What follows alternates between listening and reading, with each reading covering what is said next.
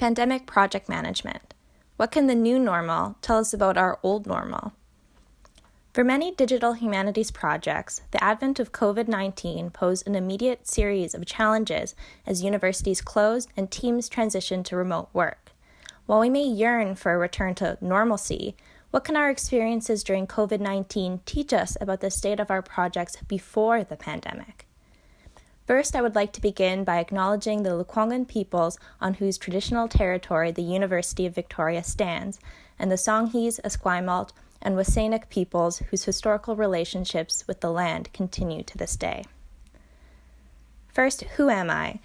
I'm the project manager of 2 digital humanities projects based out of the Humanities Computing and Media Centre at the University of Victoria, Map of Early Modern London, known as MOEML, and Linked Early Modern Drama Online, known as LEMDO. When UVic closed mid-March in 2020, the MOEML and LEMDO teams switched from working side-by-side in the lab to remote work from home. While this switch posed a myriad of challenges, I would argue that it also revealed 2 main areas of improvement for both of the projects. First, lack of detailed training documentation, and second, the need for more effective methods of team communication. Before the pandemic, MOEML was already known for its robust praxis pages, which thoroughly document the project's research protocols, encoding practices, and stylistic conventions.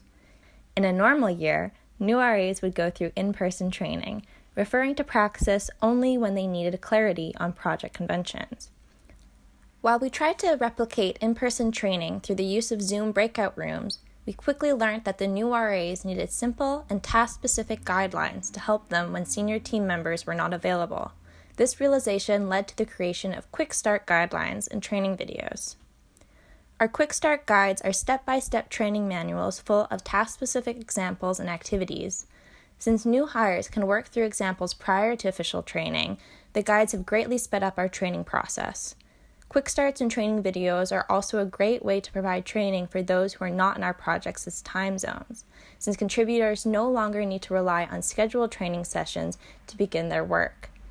They have also helped our team codify our training principles, helping us decide what and how to train team members going forward. The second main area of improvement was the need for effective methods of team communication. While MOEML and LEMDO were both team-based collaborative projects before COVID-19, the switch from in-person to online discussions via instant messaging, necessitated by the closure of our university, had many unforeseen benefits.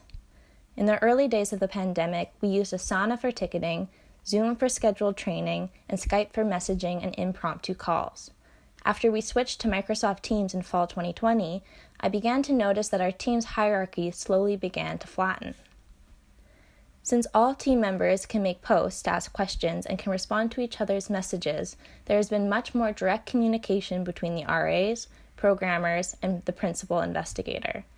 These discussions have contributed to our sense of team camaraderie while also providing a beneficial learning experience for our student RAs.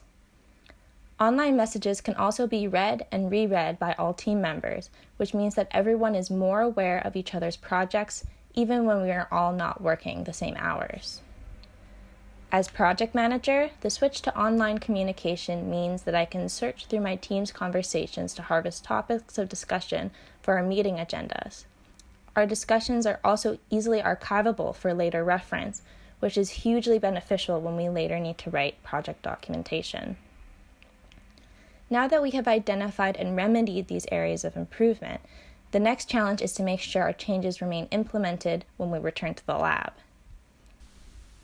As more RAs and editors continue to use our Quick Start guides and training videos, it will be important to solicit their feedback so we can make our training documentation more precise and robust. Going forward, we also need to make sure that every project discussion and decision is effectively documented and shared with other team members. Posting brief summaries of our in-person conversations to teams may be a great way to keep student RAs informed of project progress. Thank you for listening. Note that I can be contacted at londonpm@uvic.ca and lemdopm@uvic.ca.